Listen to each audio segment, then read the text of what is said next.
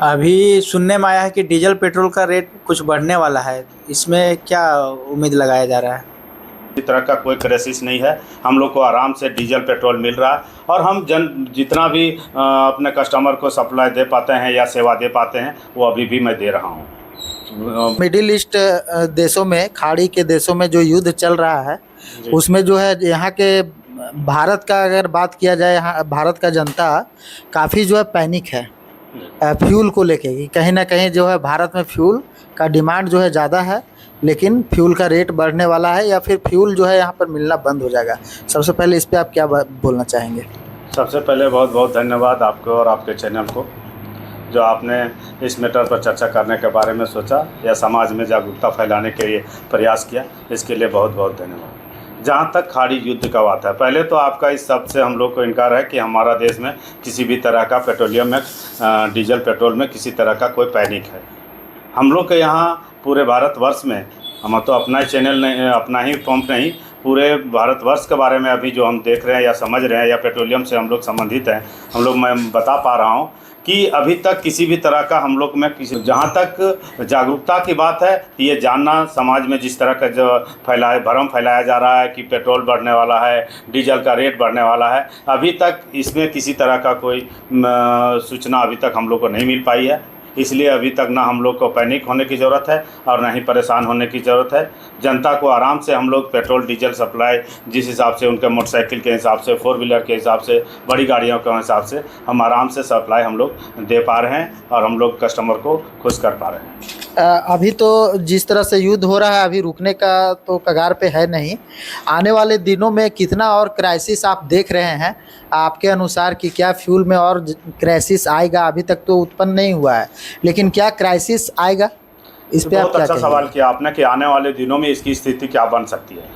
तो अभी तक जिस हिसाब से चल रहा है अभी तो उसके अंदेशा एक लगाया जा सकता है, लेकिन अगर बहुत दिनों तक अगर इस टाइप का चला तो निश्चित रूप से आगे क्राइसिस आ सकती है, क्योंकि खाड़ी वाले देशों से हमारे पेट्रोलियम और डीजल का मात्रा, क्रूड ऑयल, कच्चा माल मिलता है। इसीलिए अगर आने वाले दिन में बहुत दिन तक अगर युद्ध चला ईरान और अमेरिका या इजराइल में, तो निश्चित रूप से हम लोग भी उसमें सफ़र करेंगे। लेकिन अभी तक हम लोग में किसी तरह का, हमारे देश में अभी तक कोई क्राइसिस नहीं हुआ है। इसके लिए बहुत बहुत हमारे भारत सरकार को धन्यवाद भी देना चाहेंगे कि बहुत अच्छा तरह से मैनेज हुआ कि आज तक हम लोग में किसी तरह का, पूरे जितना भी लोगों में, पूरे विदेश में या पूरे विश्व में कहिए कि कहीं ना कहीं थोड़ा बहुत पैनिक है, लेकिन अपना देश अभी तक किसी तरह का पैनिक स्थिति से नहीं गुजर पाया है। अभी तक अच्छा से सब चीज़ मिल रहा है और लोगों के बीच में हम लोग सेवा दे पा रहे हैं। अभी सुनने में आया है कि डीजल पेट्रोल का रेट कुछ बढ़ने वाला है। इसमें क्या उम्मीद लगाया जा रहा है?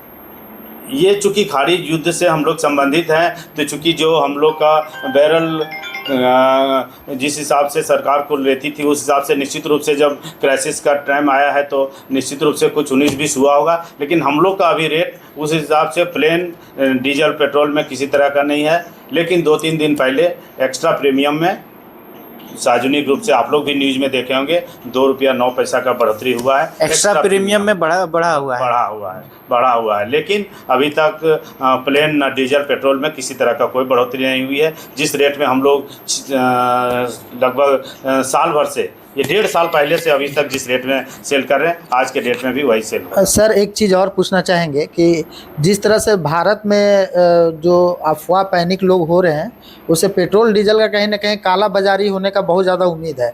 तो आप लोग को कुछ गाइडलाइन मिला होगा? जी जी, थोड़ा उसके बारे में आप बताइए। जी, हम लोग को जो इसके बारे में बहुत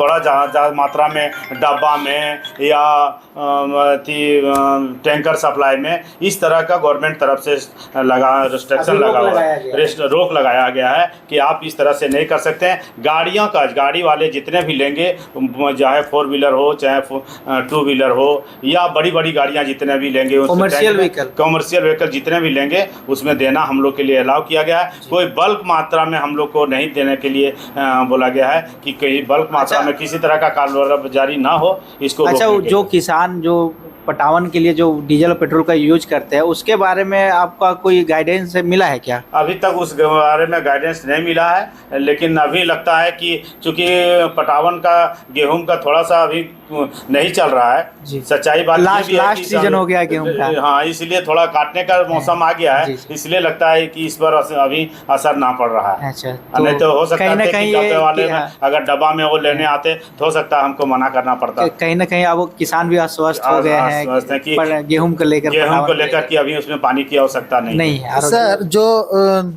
दूर दराज जो गांव है, जो मेन रोड से, जी, जी।